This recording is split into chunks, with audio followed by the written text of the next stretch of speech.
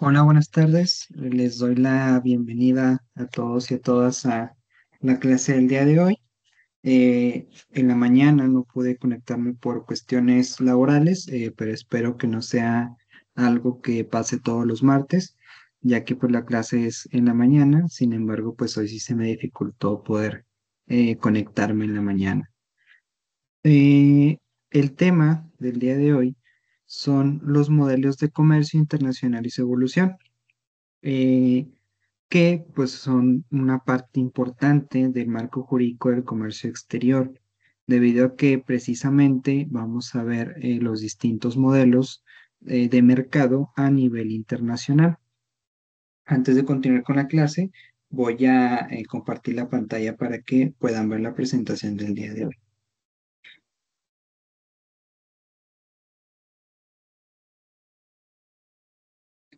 Bueno, como les había comentado, el día de hoy vamos a ver los modelos del comercio internacional.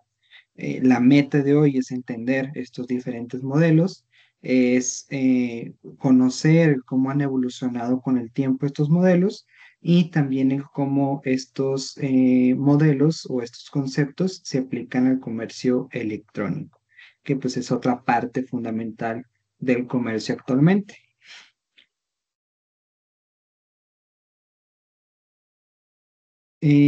Como primer tema, tenemos precisamente a esta definición de comercio internacional. Esto pues precisamente a manera de introducción. En primer lugar, antes de pasar a los modelos del comercio internacional, debemos de conocer su importancia en la economía global eh, y además, bueno, sí, la importancia de estos comercios en la economía global, pero además debemos de conocer en primer lugar en qué consiste o qué es el comercio internacional. De ahí vamos a partir porque esta definición va a ser la base para comprender los diferentes modelos que existen. Dicho esto, tenemos que el comercio internacional se refiere al intercambio de bienes y servicios entre países. Este fenómeno no solo permite a las naciones acceder a productos y recursos que no están disponibles localmente, sino que también fomenta el crecimiento económico global. Básicamente, para definir el comercio internacional, pues nos vamos o nos tenemos que ir a la definición básica de comercio. El comercio es un intercambio de bienes y servicios. La gran diferencia aquí es que el comercio, al ser internacional, este intercambio de bienes y servicios se hace entre países. Obviamente, sí podríamos hablar de que propiamente los países hacen este intercambio, pero evidentemente cuando hablamos del intercambio de bienes y servicios entre países, también nos referimos a intercambio de económico o de, bueno, de bienes y servicios que hacen empresas de otro país con consumidores de un país diferente. No se limita nada más al hecho de decir que haya relaciones económicas o relaciones comerciales entre países, sino que pues también aquí se pueden incluir las diferentes empresas de países extranjeros que comercian con consumidores de México, por ejemplo. Aunque claro, esto es aplicable a cualquier país. Eh, de esta forma, el comercio internacional tenemos que es importante porque muchos países pueden acceder a otros productos o a algunos recursos que no tienen en su país. Y lo mismo pasa con los consumidores. Algunos consumidores no encuentran ciertos productos o ciertos recursos dentro de su país y pues como no lo encuentran en su país van a optar por comprarlos o adquirirlos en otro país que no es el suyo. Que esto es más fácil gracias al comercio electrónico, pero más adelante vamos a enfocarnos un poquito en cómo ha ido evolucionando estos modelos de mercados y un poquito en la era digital, que ya va encaminado al comercio electrónico. En resumen, es el comercio internacional, es el intercambio de bienes y servicios entre países, lo que permite a los países adquirir bienes y también contar con recursos con los que no cuentan localmente. Por eso que lo buscan en otros países. Pero como lo decía también, hacíamos la observación que esto fomenta el crecimiento económico global porque pues existen relaciones comerciales con diversos países. Entonces prácticamente ambos países salen beneficiados porque uno adquiere productos o recursos con los que no cuenta y el otro pues a cambio obtiene una ganancia económica. Y normalmente cuando se hacen estas relaciones comerciales en países, se hacen a través de tratados o convenios, y lo más común es que existan relaciones en donde hay compra y venta de manera recíproca. Es decir, México vende productos a cierto país y ese mismo país también le vende productos a México. Entonces hay una compra y venta entre dos países. Normalmente así son las relaciones de comercio internacionales. Después, ya que sabemos la definición del comercio internacional, ya que sabemos qué es el comercio internacional, vamos a hablar un poquito de su importancia. El comercio internacional es crucial para varias cosas. En este caso, vamos a ver tres puntos importantes. En primer lugar, es crucial para la expansión de mercados, ya que las empresas pueden vender sus productos en nuevos mercados. Esto permite que una empresa de cierto país pueda colocar una sucursal en un país diferente y vender su producto en ese nuevo país. Eh, Esto evidentemente pues ayuda tanto a los países a contar con productos que normalmente no ofrecen localmente, sirve a las empresas para expandirse y esto les trae una mejora económica comúnmente, y pues también sirve a los consumidores que ahora tienen disponibles productos que normalmente no están en su país. El comercio internacional también es importante para la optimización de recursos. Cada país, ya que permite que cada país pueda especializarse en lo que hace mejor y que pueda comerciar con otros países para obtener lo que necesita. Esto es simple de comprender. No todos los países cuentan con todos los recursos naturales o con toda la tecnología para producir todos los productos.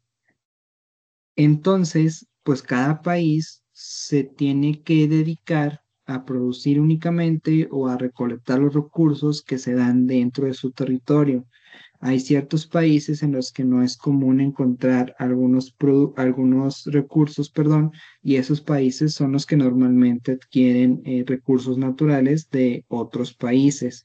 Pero a la vez hay países que están muy industrializados, que producen ciertos bienes, ciertos productos que en otros países menos industrializados no se pueden producir por falta de tecnología, por falta de infraestructura, por falta de personal capacitado para producir este tipo de cosas. Entonces, básicamente el comercio internacional, perdón, permite que cada país se dedique a lo suyo, que cada país se dedique a lo que sabe hacer, y como evidentemente le van a faltar productos o recursos, pues esto permite que cada país pueda adquirir esos recursos o esos productos de un país pues que sí los produzca, que sí los obtenga. Entonces facilita mucho para que los países puedan acceder a otros productos o recursos. Por otro lado, también permite un acceso a productos variados. Esto más que nada beneficia a los consumidores, ya que los consumidores pues, van a tener acceso a una gama más amplia de bienes y servicios.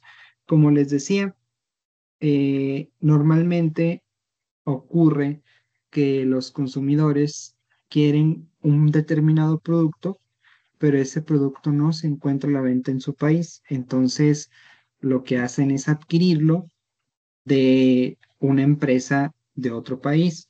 Actualmente ya es más sencillo hacer esto a través del comercio electrónico, Pero la otra forma en la que esta relación comercial se puede dar puede ser, por ejemplo, cuando la empresa tiene sucursales dentro de otros países.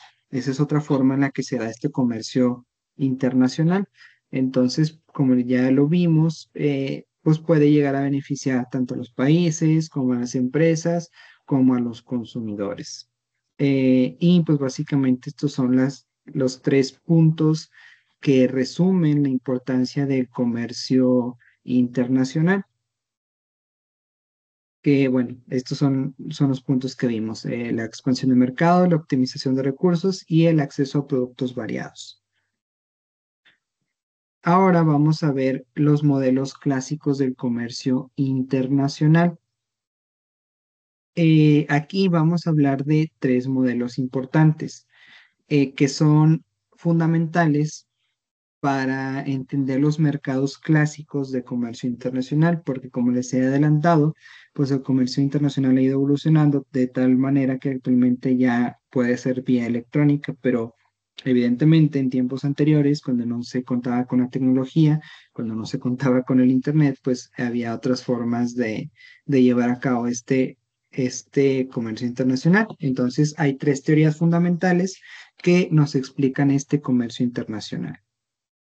En primer lugar, está la teoría de la ventaja absoluta de Adam Smith.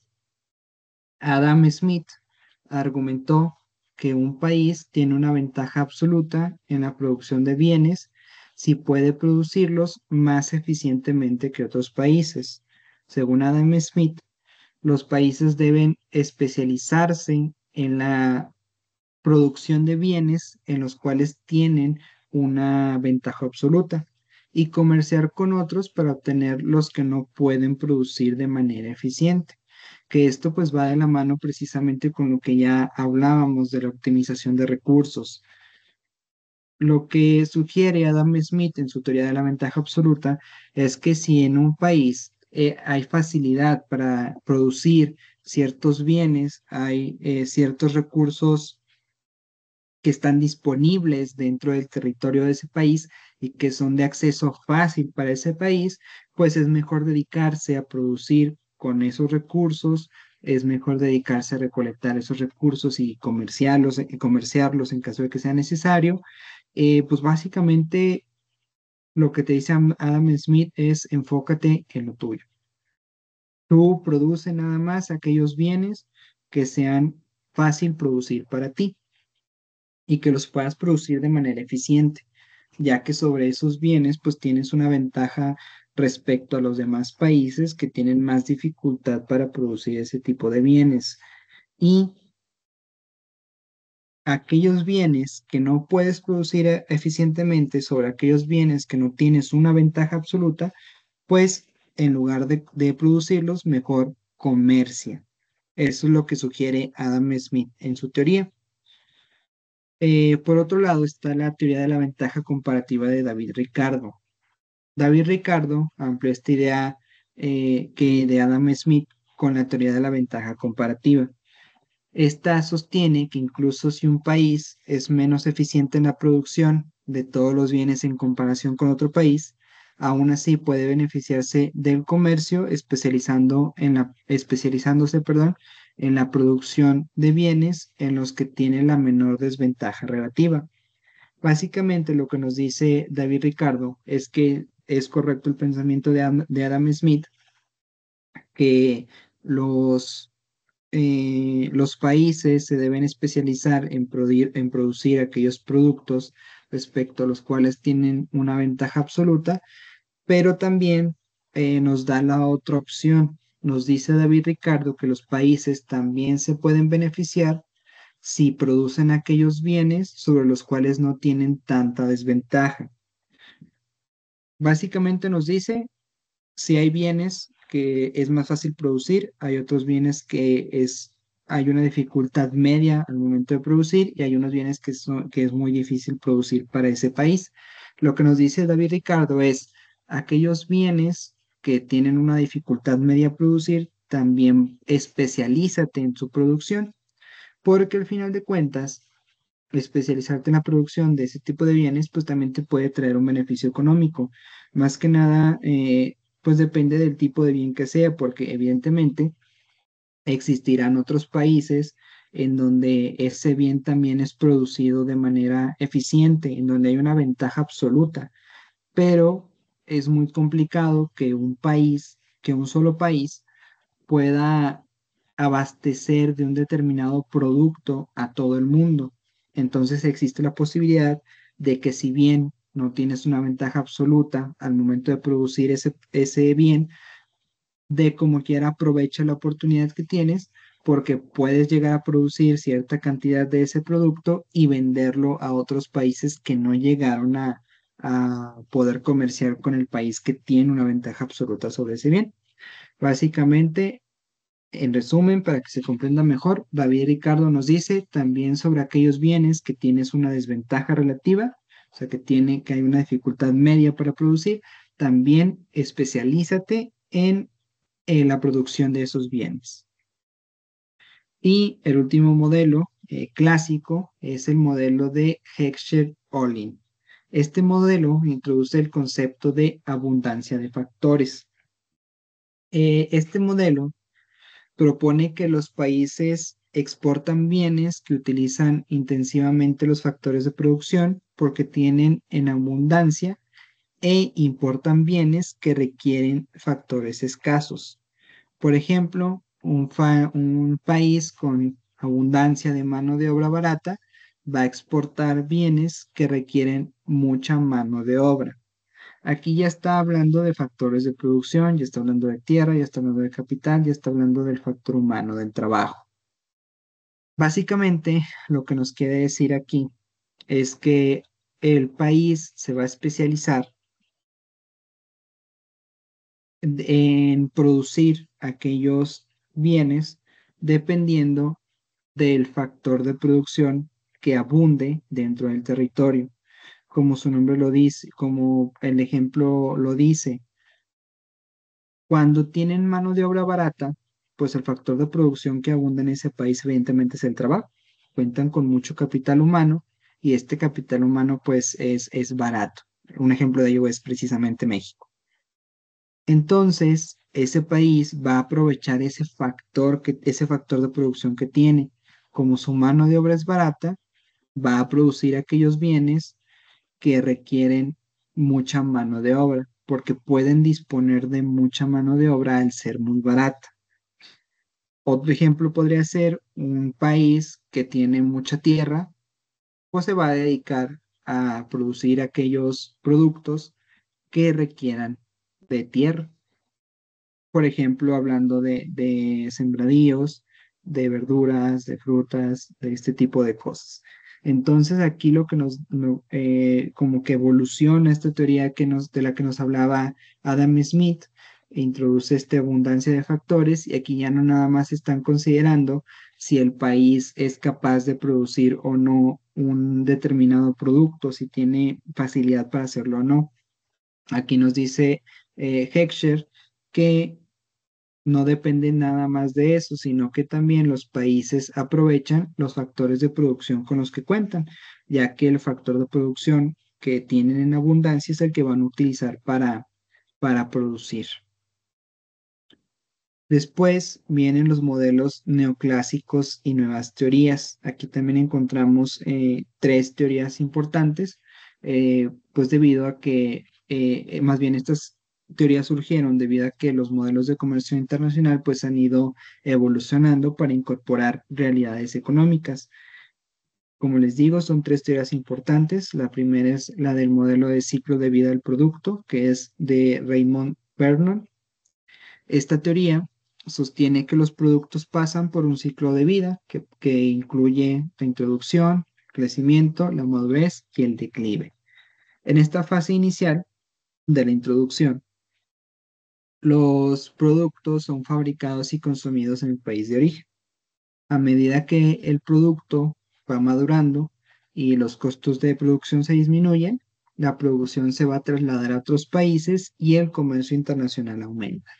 Básicamente lo que nos dice es que en un primer momento un producto va a ser consumido en el mismo país en el que fue producido, pero cuando las empresas van optimizando recursos, cuando van optimizando el proceso de producción y ya pueden producir más de ese producto y gastar menos el momento de producir ese producto, entonces ahora sí lo pueden trasladar a otros países. Básicamente nos dice que las empresas primero se establecen en su país y ya que están establecidas y tienen la oportunidad de seguir produciendo, pero en un país diferente, pues lo van a hacer.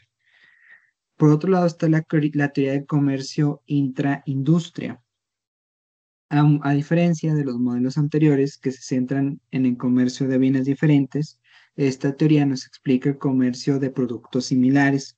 Esto pues entre países de desarrollo económico más o menos comparables.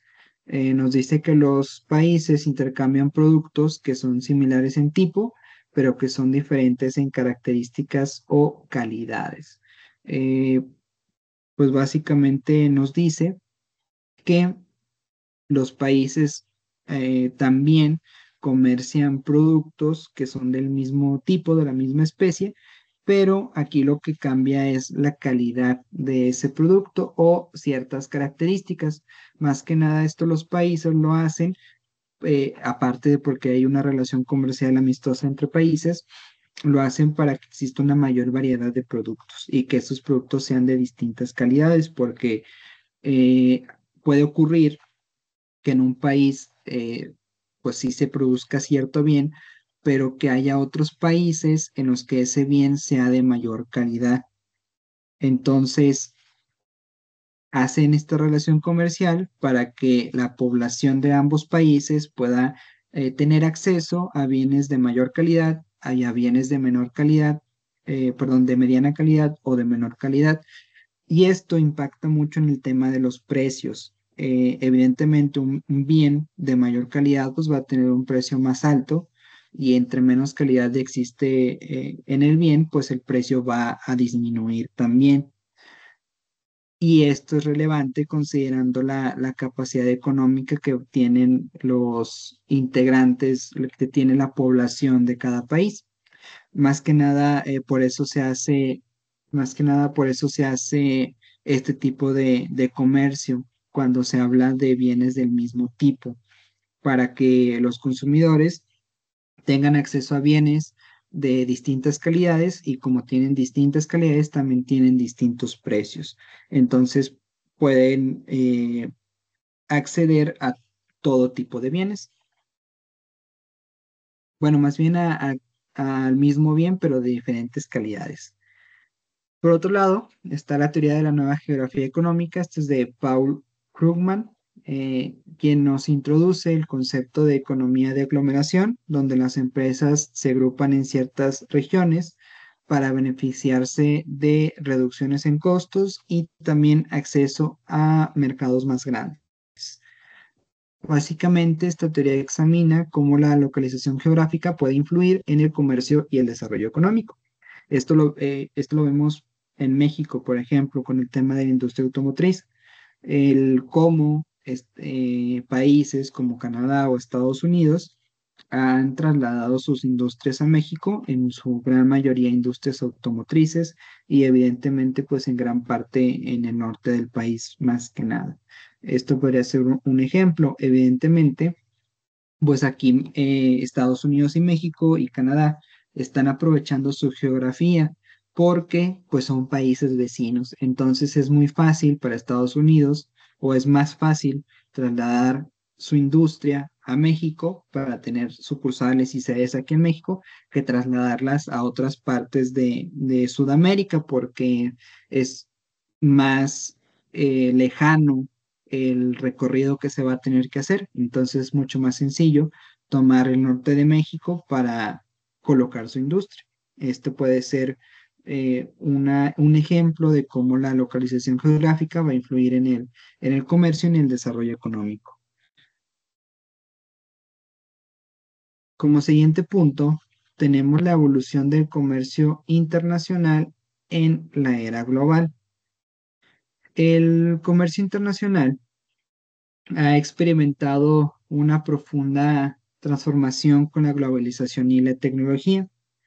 Han habido cambios en la globalización, ya que hablando de la globalización, pues ha llevado una expansión sin precedentes de los mercados internacionales, ya que las barreras comerciales se han reducido, se ha promovido la liberalización del comercio a través de acuerdos multilaterales y regionales. Las empresas ahora operan en un mercado global interconectado y pues esto ha aumentado el acceso a clientes y a proveedores en todo el mundo. Precisamente les hablaba de acuerdos multilaterales y regionales. Un ejemplo de ello lo podemos ver con el Tratado de Libre Comercio de América del Norte. Y también la Unión Europea ha creado áreas de comercio preferencial entre países que forman parte de la Unión Europea. Estos acuerdos, más que nada, buscan reducir aranceles, eliminar barreras comerciales, facilitar el flujo de bienes y servicios entre los países que forman parte de ese comercio. Como les decía, por ejemplo, México, Canadá y Estados Unidos tienen este tipo de tratados y eh, impactan en el tema también de los aranceles. Se cobran menos impuestos porque un producto de Estados Unidos ingrese a México y viceversa. Evidentemente, cuando estos productos forman parte del tratado internacional. Aunque, bueno, también en tratados de México con Sudamérica pasa prácticamente lo mismo. Acuerdan que se le van a comprar cierto producto y cuando este producto pasa a nuestro país, pues el arancel disminuye o incluso hay tratados internacionales en los que no establecen aranceles para que no se cobre ningún impuesto al momento de que el producto ingrese al país o que salga del país. Por otro lado, decíamos que también es importante la tecnología en esta evolución del comercio internacional, ya que la digitalización ha transformado el comercio. Ahora la tecnología de la información permite la automatización de procesos.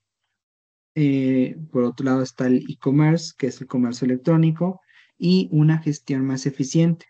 Eh, y de esta forma, los consumidores pueden comprar productos de cualquier parte del mundo a través de plataformas en línea, que ya les adelantaba un poco de esto, que hablábamos del comercio electrónico, el cómo el comercio electrónico ha facilitado el comercio internacional, porque permite a los consumidores acceder a productos que no se encuentran en su país y a las empresas a acceder a estos consumidores sin necesidad de que exista una sucursal o una sede física en el país en donde donde existe esta relación comercial. Ya vimos los modelos clásicos de el comercio internacional, ya vimos los modelos neoclásicos, ahora vamos a ver un poquito los modelos modernos. En la actualidad, los modelos de comercio internacional se han ido pues adaptando a nuevas realidades. Algunos de los modelos modernos son los siguientes que vamos a ver. En primer lugar, tenemos los modelos de redes globales. Las redes globales de producción y suministro han cambiado el cómo las empresas operan. Las cadenas de suministro son multinacionales y están altamente integradas, permitiendo a las empresas producir y distribuir a nivel global los productos de una manera más eficiente. Otro modelo o otro modelo que podemos ver aquí es el modelo de la economía digital y comercio electrónico. El e-commerce ha revolucionado el comercio internacional al permitir que las empresas puedan vender productos y servicios en línea y a clientes de todo el mundo. Básicamente, el hecho de que la empresa esté en un país y el consumidor en otro diferente ya no es un impedimento para que pueda existir una relación comercial, para que se puedan adquirir productos. Las plataformas de comercio electrónico facilitan las transacciones globales, que es lo que les decía, y permiten a las empresas expandir su alcance sin las barreras físicas tradicionales, que eso también ya se los adelanté desde antes que llegáramos a este punto. Por otro lado, están las estrategias de internacionalización, eh, ya que las empresas deben adaptar sus productos y servicios a diferentes mercados para tener éxito internacionalmente. Esto implica localización para cumplir con las normas y preferencias locales y también estrategias de marketing adaptadas a cada región. Esto es muy importante, debido a que, pues ya dijimos que ya se puede comerciar internacionalmente sin necesidad de tener una sede física o tener una sucursal en el país en donde vas a comerciar, pero siempre hay un conflicto con el tema de las normas, de las leyes, ya que el consumidor, al ser de un país diferente a la empresa, pues la empresa tiene que cumplir también con las normas y con las leyes del país en donde está el consumidor, porque pues al final de cuentas se está celebrando un contrato. Si bien no es muchas veces, no es un contrato físico que nosotros firmemos, pues al final de cuentas es al menos un negocio jurídico, porque hay una compra de productos y hay una venta de productos. Y además, pues la institución debe estar legalmente autorizada para poder comerciar en un país determinado. Entonces, pues deben de cumplir con todas estas normas, con todas estas leyes, con los requisitos que establezca la ley para poder comerciar dentro de un país. Pero independientemente de lo legal, también deben de crear estrategias de marketing para atraer a los consumidores, a los clientes de otros países, porque pues en cada país se tienen diferente cultura, se tienen diferentes preferencias, entonces las empresas deben de adaptarse a esas preferencias que existan en otros países para así poder atraer a los clientes. De hecho, no sé si lo han notado, pero hay muchas marcas internacionales que al momento de hacer un comercial, el comercial es diferente en México, el comercial es diferente en Estados Unidos, es diferente en Japón, porque precisamente esa es una estrategia de marketing. Van a hacer diferentes los comerciales dependiendo de qué es lo que atrae a la población de ese país. Ese podría ser un ejemplo de cómo las empresas se ajustan al mercado en el que se están desenvolviendo. Como siguiente punto tenemos los desafíos del comercio internacional en la era digital. El comercio internacional pues enfrenta varios desafíos en la era digital. Algunos de estos son los siguientes que vamos a ver. En primer lugar está el proteccionismo y las barreras comerciales.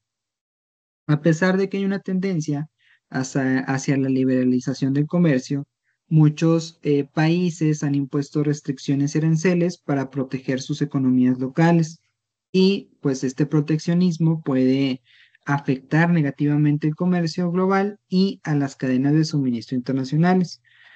Obviamente estas barreras comerciales, estas restricciones se pueden resolver haciendo tratados internacionales, pero pues hay países que no quieren formar parte de estos tratados y para proteger su economía local ponen aranceles más altos o ciertas restricciones a otros países para que no puedan ingresar sus productos a su país. También está el problema de seguridad en el comercio electrónico. La ciberseguridad, pues es una preocupación creciente dentro del comercio electrónico. Hay muchos riesgos asociados con este tipo de comercio que incluyen fraudes, que incluyen robos de datos, violaciones a la privacidad. Entonces las empresas tienen que implementar medidas robustas para proteger la información y para asegurar las transacciones en línea. Ese es otro de los desafíos a los que se enfrenta el comercio electrónico. También hay desigualdades en el comercio, ya que las economías emergentes y los países en desarrollo a menudo enfrentan desigualdades en el comercio internacional. Las barreras internacionales, las barreras comerciales y las diferencias en infraestructura pueden limitar su capacidad para participar en este comercio internacional de manera más equitativa.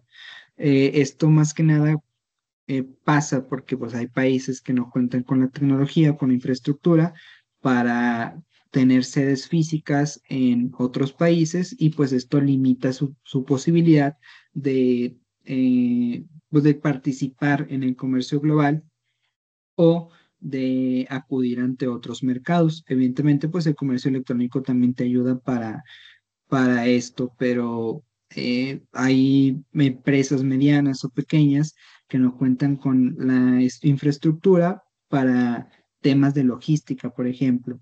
Pueden ofrecer sus productos a través del comercio electrónico, pero aquí la cuestión sería en que no cuentan con la tecnología o no cuentan con el capital humano, con el dinero para poder trasladar sus productos al país en donde se los están comprando.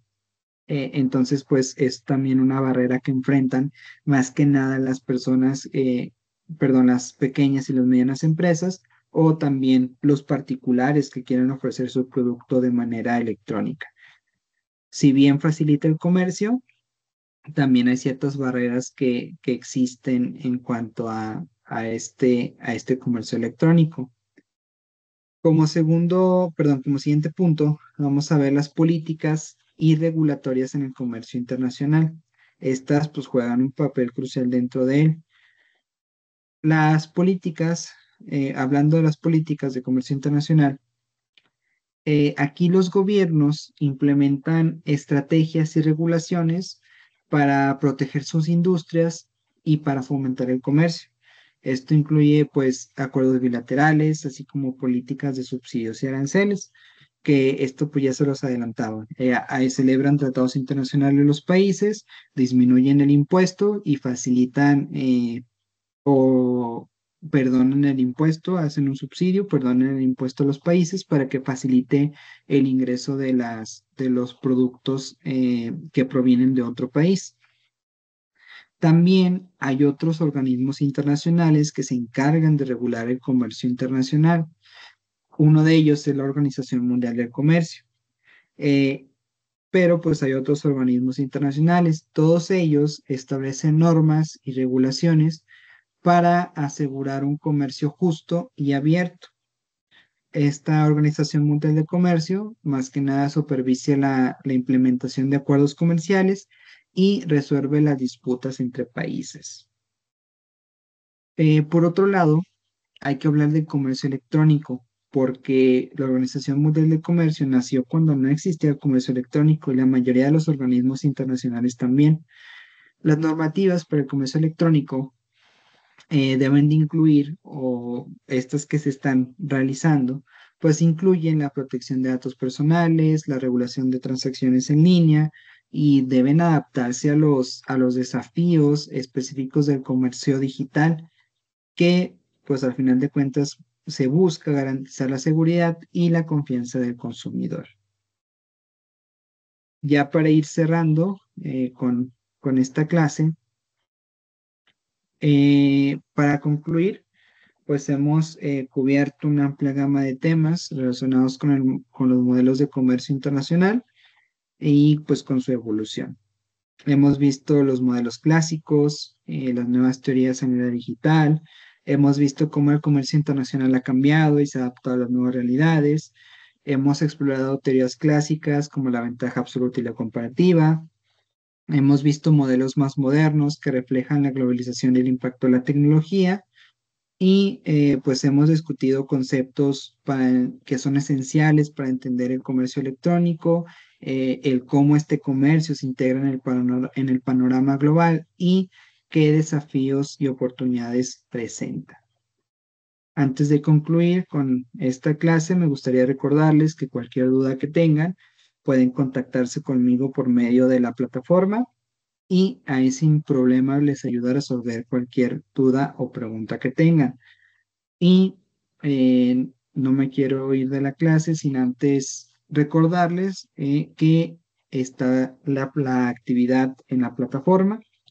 Ya hemos explicado la actividad en las clases anteriores. Únicamente me gustaría recordarles pues que está pendiente de esa actividad, que recordemos abarca toda esta unidad, que van a ser 4 clases aproximadamente.